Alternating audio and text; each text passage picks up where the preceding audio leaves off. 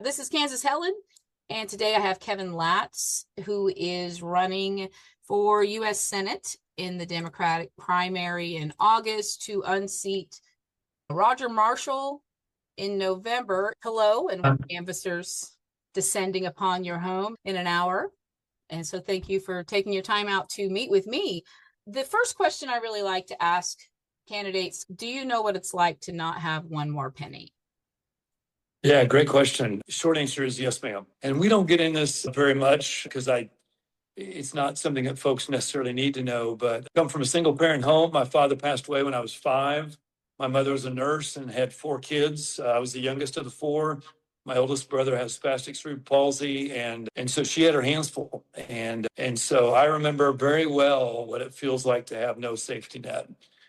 When I was in med school, I had a buddy from undergrad show up at my apartment, and it was before cell phones. So he called the library at the med school where I was studying and said, "Hey man, you've been robbed."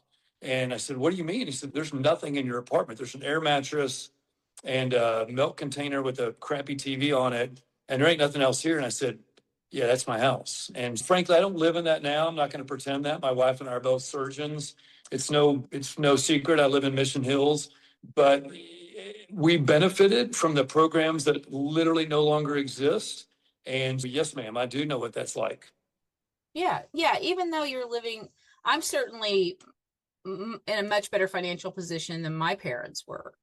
And that's the hope, right? Is that that's the dream. That's what we want for our children, is for them to do better than we do. And so, yeah, it's just a question to kind of, so you do understand, do you know what I mean? So you know what it's like to be on both sides of the equation. Honestly, you know what it's like to be economically disadvantaged, or to now be probably still even just like middle class. Do you know what I mean? Like, I think that's accurate. I kind of divide the world into, and this is maybe not right, but folks who get money taken out of their paycheck for taxes and folks that don't. And I'm still earning salary, I get paid every couple of weeks by the hospital where I'm employed, and I'm not making my living off capital gains. And so I would classify myself as upper middle class. I know that can cause an argument and a disagreement, but I think we're upper middle class. And I want to be careful. The expectations, my mother was college educated, she was a nurse.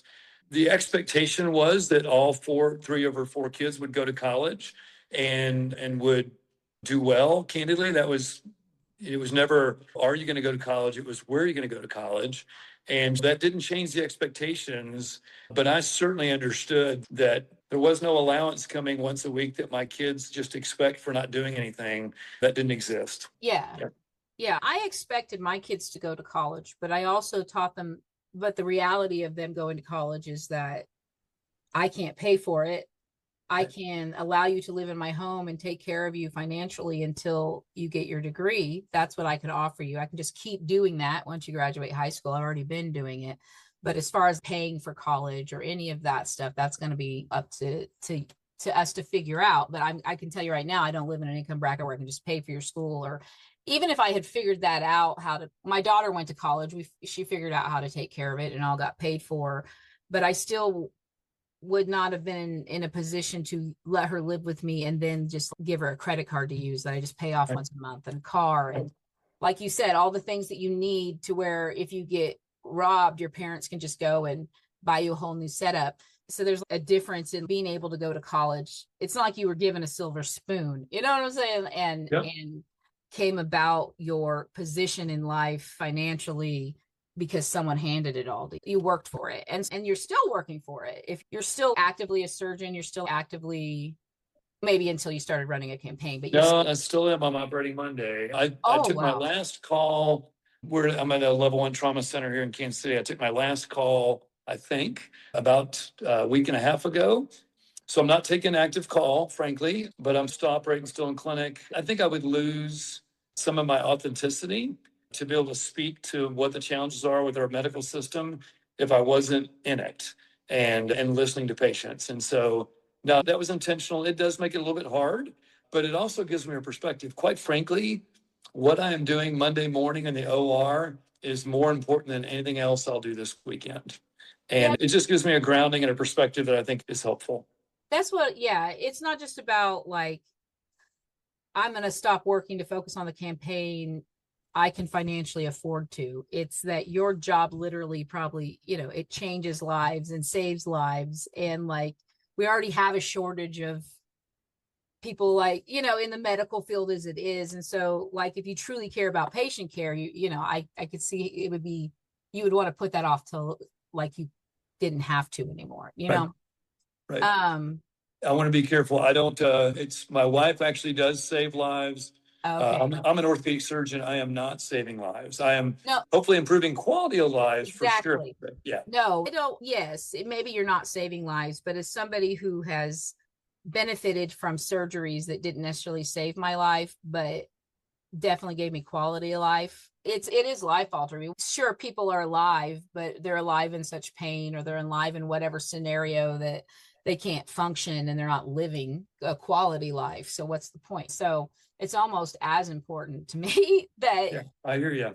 that we have quality of life, not just a life. So let's see. So I actually have real questions for you and everything. And so I've looked over your stuff and I've tried to limit the questions to things that are readily available out there on what you think, right? Because you've done a good job of putting your thoughts out there. So when it comes to Medicaid, food assistance, and poverty, you've talked about protecting Medicaid and food assistance, but I want to like push that a little further and say, would you support expanding Medicaid, food assistance, disability support, and the other safety nets programs? Yeah, for sure. The fact that Kansas never expanded access to Medicaid as one of a very small minority of states is literally immoral. And so certainly changing the leadership at the state level will hopefully change that dynamic. That being said, the cuts that came to Medicaid, i.e., saying that if you're not actively employed, you can't, like suggesting that Medicaid is some sort of privilege,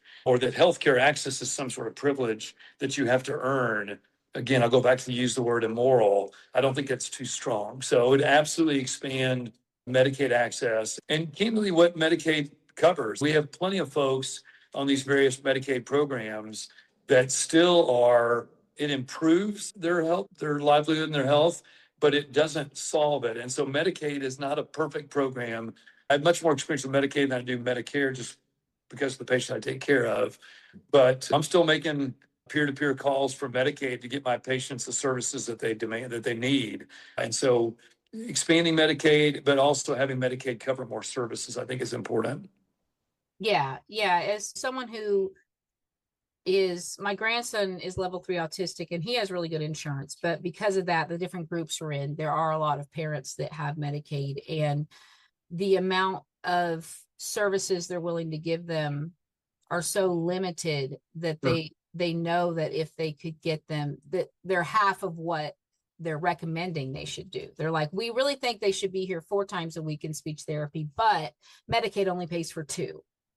I will, in my world, as my niche now, elective surgery wise, is sports. And so an example of that is I'll do an ACL reconstruction on a patient who would probably benefit from at least 20 to 30 post-op therapy visits. And some of the Kansas Medicaid programs will allow 6. And so you could argue we're doing more harm than good by doing a surgery and then not having adequate therapy afterwards. Fortunately, the institution I work for understands and respects that and will still deliver the service, but that's a huge burden on the institution. Yeah.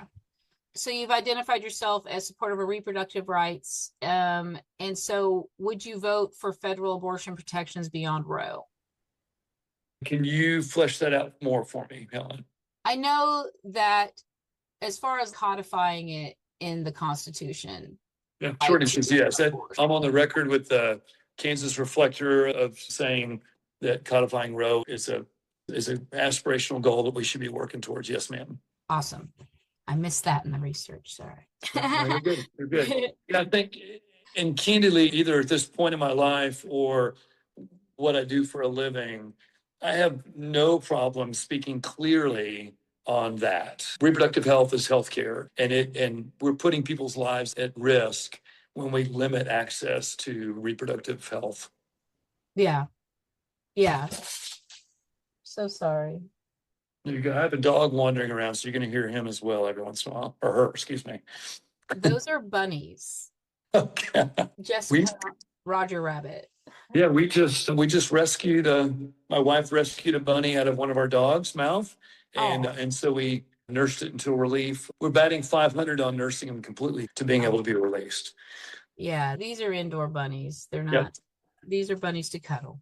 But okay, so you have connected federal foreign aid decisions, agricultural exports, and Kansas farmers. So, how would you make sure federal foreign aid, trade policy, and agricultural policies serve the people and farmers of Kansas?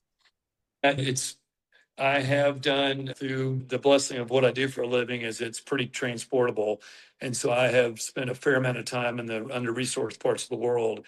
And one of the things that is I'm super proud of is to show up in Haiti and see USAID bags of food, frankly. And the thought that no longer exists is I'll go back to the immoral, unconscionable thing. So it's a win-win situation. It seems to be such a ridiculous decision to not allow Kansas farmers to export their products to the under-resourced parts of the world. And eliminating tariffs, opening markets, and then using, quote unquote, in John F. Kennedy's words, soft power of what USAID does for us.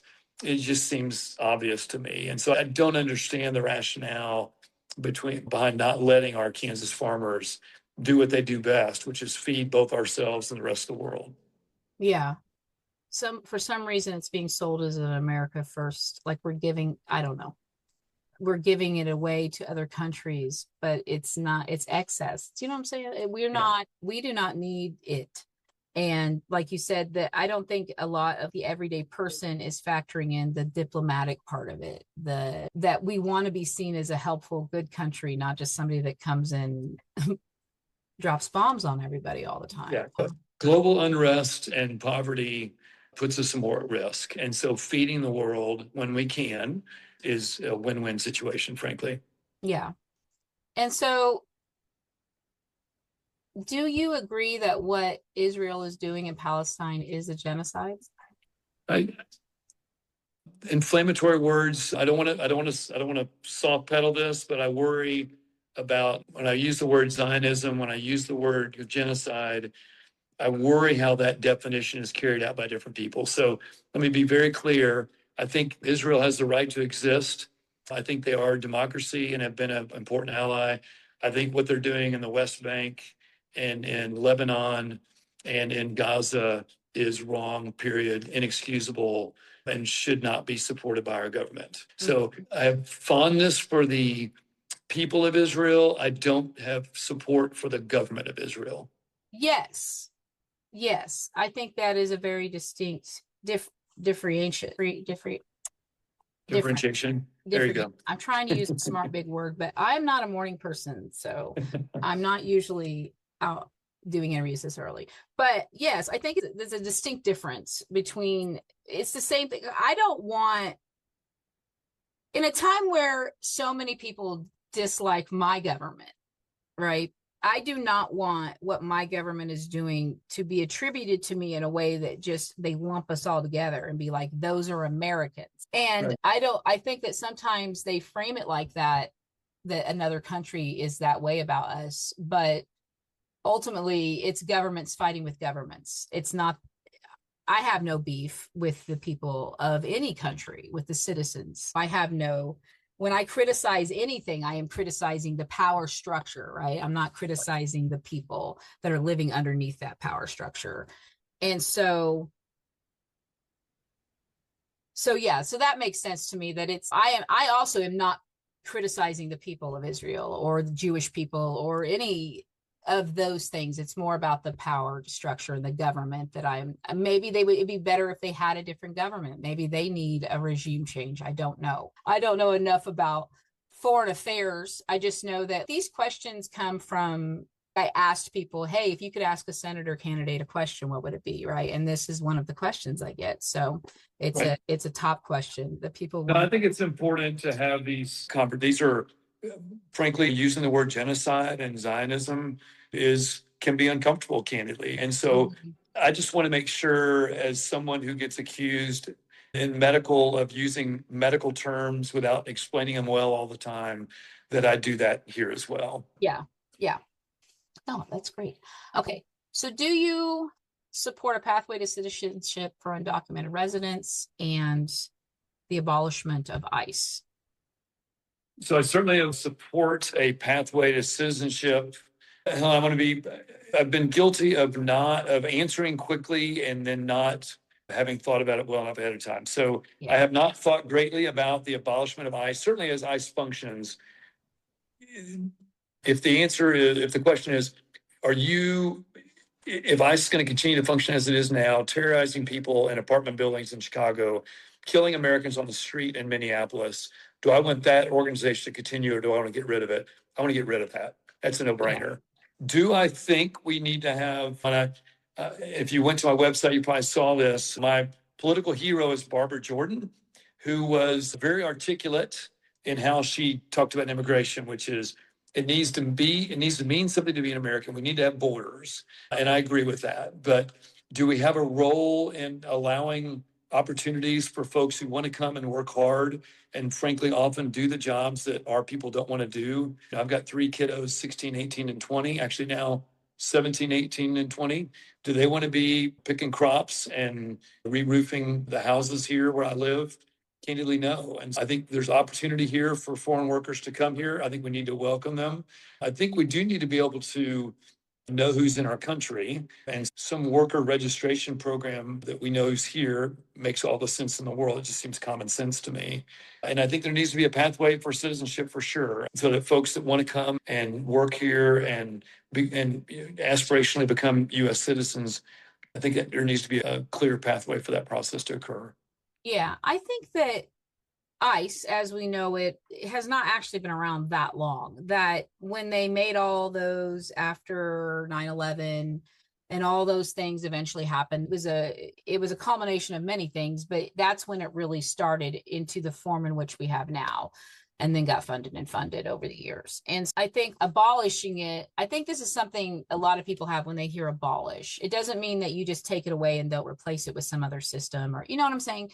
It's Right. just about getting rid of that system and making it better. And so I think that instead of, if we had just taken all of the money or a lot of the money that we have put into enforcement and put it into processing, so it doesn't take 20 years for somebody to get processed through.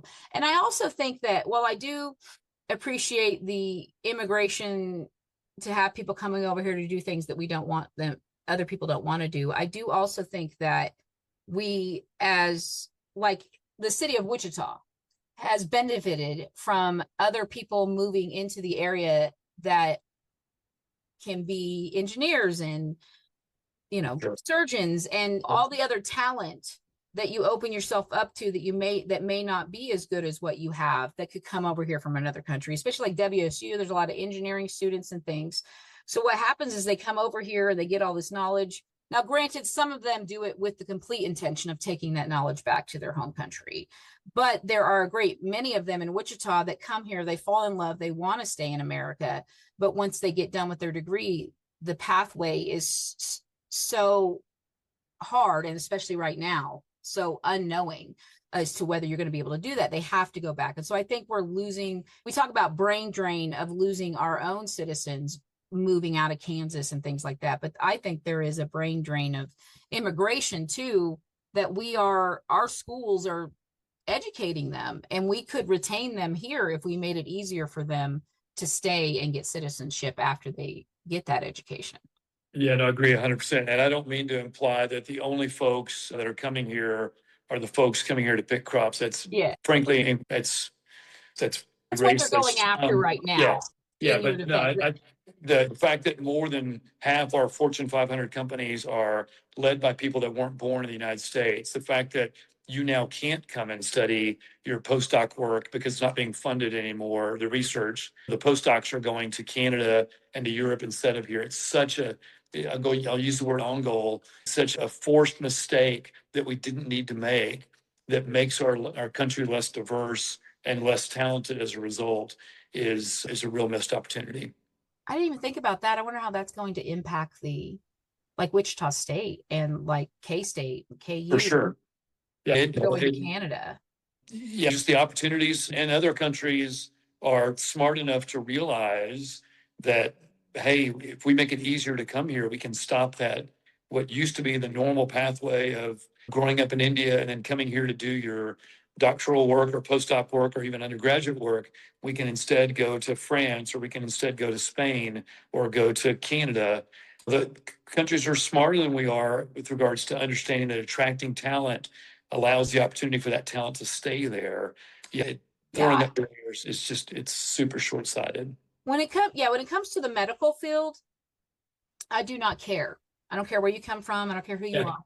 I don't care if I need an interpreter. If you're the one that's the best person to cut into me, to do the thing, I want you. And so I think that, yeah, I think that's something, I just think it's something that a lot of people are not factoring into the immigration thing.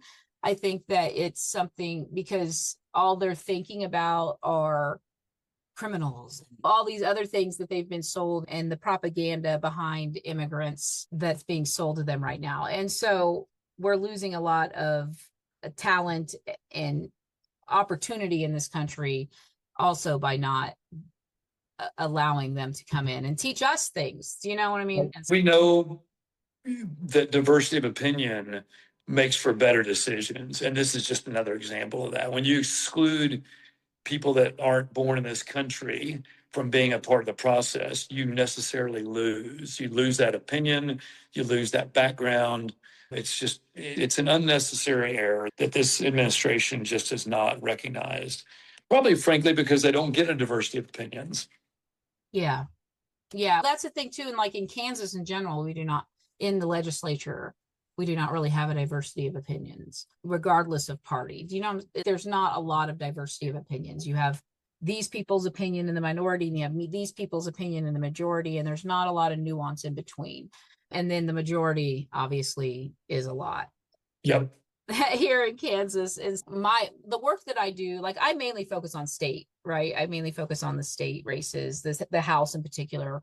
And so my goal is to just bring some balance back to Kansas. And so I think that's the same situation. I'm not saying that Democrats need to take over and we're going to do to you. I want revenge. And so I don't care about revenge. I care about bringing balance back to our country because our country is diverse and because I just saw a comment today on an article where they're talking about all these rural hospitals closing. And Yep. something in the comments is they got what they're voted for. And I'm like, they didn't all vote for that, one. Yeah. And two, yeah. I don't think the price you pay for a bad vote should be death. Yeah. Yeah. Yeah. That's a pretty harsh, and you hear that all the time is these people voted for this administration, so they're getting what they deserve. And you've got to have a heart for folks, and you've got to have compassion and realize that some of these folks that voted for the current administration were completely disenfranchised and they felt nobody was listening to them. And so I understand why somebody who's not completely informed would make that decision, frankly. And even some folks that are informed but just feel like they have no voice. I know what it's like to be on the other side of things and to hold my nose and vote for somebody. Yeah. Because I feel they're the lesser of evil, right? Yeah. The majority of the times that I have voted for president, that has been the case. And so there's been twice that I have been able to vote for a president that I was like, yes. And one of them was the primary for Bernie, and the other one was Obama, but yep. Twice. But otherwise, I've been like, I guess you're better than the other guy. And that's not how I would want somebody voting for me, right? If I was earning someone's vote, I would want them to be like, yes, I support Helen. Not, I guess Helen's not as bad as that other person. That's the other guy. Exactly. Yeah. No, the stark contrast between Mr. Obama and Mr. Trump. I heard Mr. Obama speak recently, and so measured and so thoughtful. When my daughter was born, the only president she knew in her elementary school was President Obama. And so I think that grace, that sense of decency just permeated us. And it's what she came to expect as normal. And now I worry folks born during the previous and the current administration now with Mr. Trump, that lack of decency, that coarseness is now being considered normal. And it's not. That's not normal. And so I worry, particularly folks that are coming of age now, that's all they're going to know. And have a conversation with my boys who are not that young now all the time, which is, hey, this having a UFC fight on the lawn. I've got a 19-year-old who's a big UFC fan, quite frankly, which I don't completely understand. But having that on the lawn of the White House, there ain't nothing normal about that. And it just degrades it degrades what that stands for. And so we've got some work to do to returning the conversation and the kind of the moral tone of this country. And I think that starts in November. Yeah, for sure. I think that I had so many thoughts while you were saying all that. First of all, I remember when Reagan wasn't president anymore because he was the only president I had known. I was born in 77. So I was sad because he was like, he just reminded me of a nice grandpa because I was a kid. What did I know? So yeah, I can't imagine children having that feeling about Trump. I don't know. I don't know a lot of kids that I can discuss. All the children I know are in middle school or higher or babies. So I don't have any kids to pick. Now I want to go out and just interview some children on what they think. I'm curious. But I've never thought about that. Yeah, about the people growing up and this is what's being normalized and how that's going to shape them in the future. I think that a lot of that has to do with how open their parents are with discussing politics in front of them and around them. We had a pretty robust, I grew up in Central Texas in a military household. My father was in the Air Force. And so my mother was of that same mindset. And growing up, I was the liberal person, but we had long, passionate, open conversations about politics. She was always incredibly open to that. Now in my household, I am the left leaning to my right leaning children. I'm not sure exactly how that happened, but we continue to have super open, long discussions, passionate discussions about, the politics of the day. I think that's my responsibility, keenly as a parent. Yeah, I found some interesting things in looking at the voter data of Kansas, the District 81 where Caden Bennett is running. But because he wanted me to give him a list of the mixed households for him to go knock those doors himself. Because we had people that were like, I only want to knock Democrats' doors, or I'll do Democrat and unaffiliated, but I don't want to talk to Republicans. Or that's been a concern because they're afraid they just can't deal with confrontation, right? So they want to avoid the confrontation if they can. And I get it. But I'm running, I'll knock any door, I'll talk to anybody. And so it was really interesting to see just how many households there were that were mixed. And the majority of the thing that made them mixed was because they had a young adult living with them. Because that's happening more and more and more now, that young adults are staying with their parents longer. And then what I noticed the trend was that those young adults were mostly unaffiliated. So we have no idea if they're right or left or what they are. And then a majority of his district is 40% of his district is unaffiliated. Which is about where Kansas now. When they came out with the newest numbers in Kansas, Democrats went down a little, Republicans went down a lot, and then unaffiliated went up a lot. And unaffiliated voters are the key to flipping any seat in Kansas. Yeah, certainly a large voting bloc and a group that keenly we were actively looking to appeal to. And I think that's the mistake a lot of campaigns are making up and down the ballot, right? And I think that's the key to flipping. I feel like a lot of them are focusing on, Democrats and then Republicans, and then it's a lot easier to get an unaffiliated to come vote for you in the general than it is to flip a Republican to vote for you. And so I feel like there's so many people trying to appeal to both sides that they're completely ignoring the middle, and which is crazy because to appeal to both sides, what they're trying to stay somewhere in the middle, but unaffiliated really isn't the middle to me. I feel like you have Democrats, you have Republicans, you have the middle of those two, and then you have unaffiliated. They're just wild cards. They care enough to register to vote. They care enough to come out and vote, to register to vote, which means they care enough to come out and vote. So if they're not coming out to vote, it's because you're not giving them anyone to vote for. Agreed. And I think maybe they were single issue voters. And I can't speak to what's important to everybody. I can just Yeah. say what's important to me and then be very clear on kind of where I stand. And that will appeal to some folks and not appeal to some folks, I know. Yeah. And this is what I've told my candidates and stuff too, is that at the end of the day, what should I say about this or what should I say about that? I'm like, I don't know. What do you think about that? You know That's what I right. mean? How do you Like, believe? what do Yeah. you believe?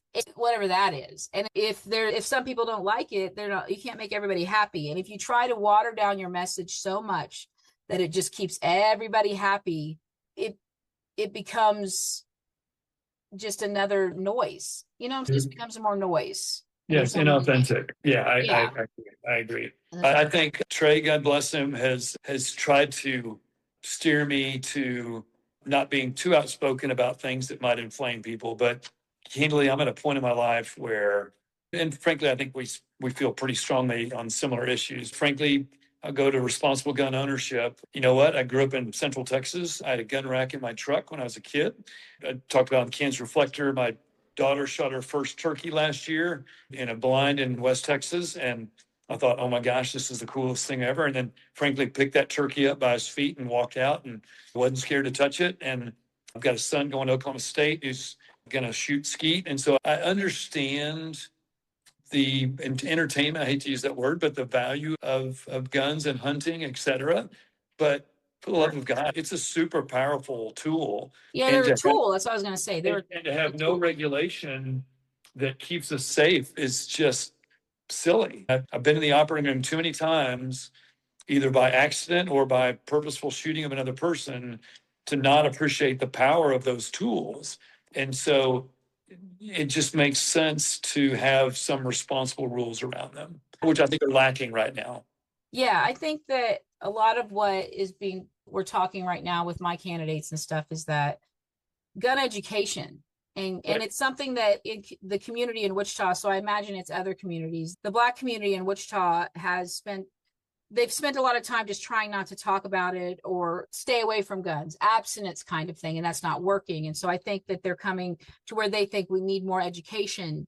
We need to talk to our children about the guns and not be afraid to talk to them and teach them what to do when they find one, or teach them how to use them even, and respect them and early, and then lock them up and keep them out of their hands while they're children, when they're not being supervised, just like any other dangerous tool, right? I might let my 8-year-old use my drill, but I'm not just going to give him a drill and let him run around doing whatever he wants with the drill. He can use it under supervision. And I think that there should be consequences for adults that allow children to get a hold of guns and then something bad happens with those guns. I'm not going to compare directly guns with riding lawnmowers, but same deal. You don't put your 8-year-old in a riding lawnmower and tell them to go mow the lawn, Yeah. for fear of having them cut their leg off. And there just needs to be some appreciation of the responsibility that comes with being a gun user and a gun owner. Yeah. Yeah. And I think that just comes from education and teaching them the respect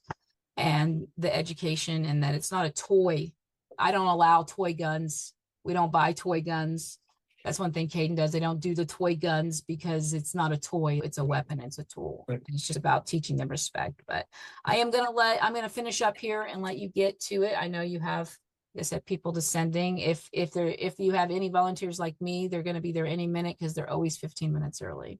Let's hope that is the case. And I can't thank you enough for the opportunity to visit and for this platform. I'm glad to reconnect down the road if that's helpful. Thank you very much. I'd love to reconnect with you after the primary, and whether you win or lose, and just see if you win, yay, what's your plans for November? And if you don't, what are you going to do now? So I'd love to talk to you again. Okay, that'd be awesome. Take care. Thank you again. Thank you so much.